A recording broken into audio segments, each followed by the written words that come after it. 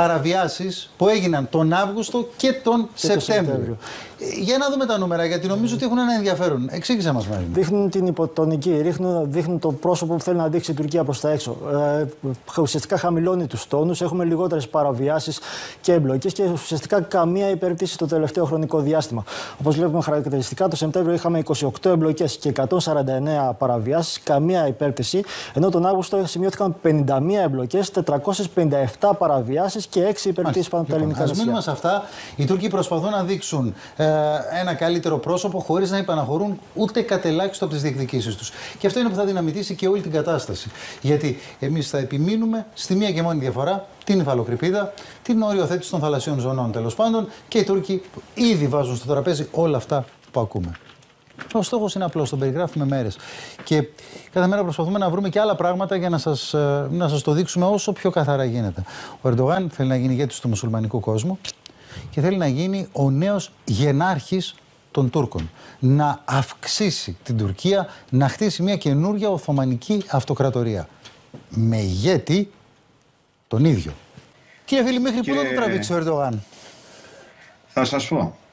Το 2016-17, δεν θυμάμαι τώρα την ακριβή ημερομηνία, ήταν λίγο μετά το πραξικόπημα, στο ένα υπουργικό του συμβούλιο, ο κύριος Ερντογάν είχε πει την εξής τρομακτική φράση αναφορικά με τα τεκτενόμενα στη Μέση Ανατολή και στην ευρύτερη περιοχή με την Τουρκία. Είπε λοιπόν ότι όταν τελειώσει αυτή η ιστορία, αυτά που συμβαίνουν δηλαδή, η Τουρκία ή θα έχει μεγαλώσει ή θα έχει μικρύνει.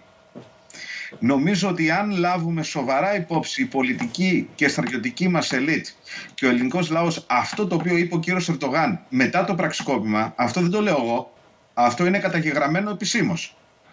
Ο πρόεδρος της Τουρκίας δήλωσε αυτό, ότι μετά από όλα αυτά που έχουν να γίνουν, η Τουρκία είτε θα μεγαλώσει είτε θα μικρύνει. Είναι σαφές ότι είναι το σχέδιο, το όραμα που έχει στο μυαλό του και το δίλημμα που βάζει και στους άλλους. Είπατε ακριβώς. Πρέπει να είμαστε ξεκάθαροι με τον ελληνικό λαό, να καταλαβαίνουμε τι συζητάμε.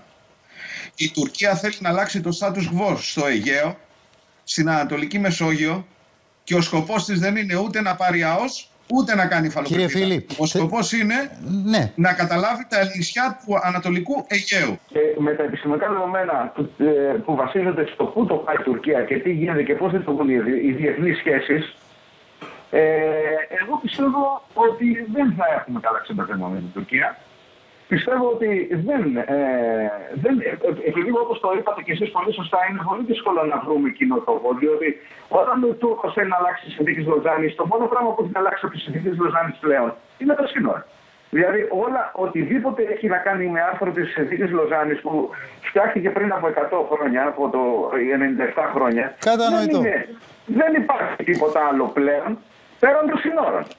Λοιπόν, αυτό το πράγμα που είπαμε στην αρχή, το είπε ο κ. Ερντογάν στο Υπουργικό του Συμβούλιο, και όταν μετά το πραξικόπημα είναι σαν να έχει, δεν θα πω την άλλος άνθρωπος, διότι αυτοί που ασχολούνται με την Τουρκία και καταλαβαίνουν τι πρέσβευε ο κ.